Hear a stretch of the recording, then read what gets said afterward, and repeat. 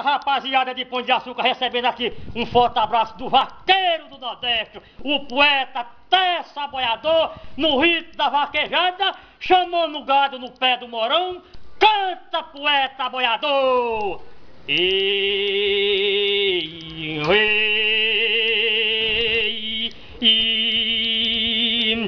Me lembras da alegria e xeretona a seu lado, da fazenda que eu prezo com agulha e com cuidado, pra transmitir o pensamento, mandar sobre a voz do vento, fatos versos do gado. Oiê, oa.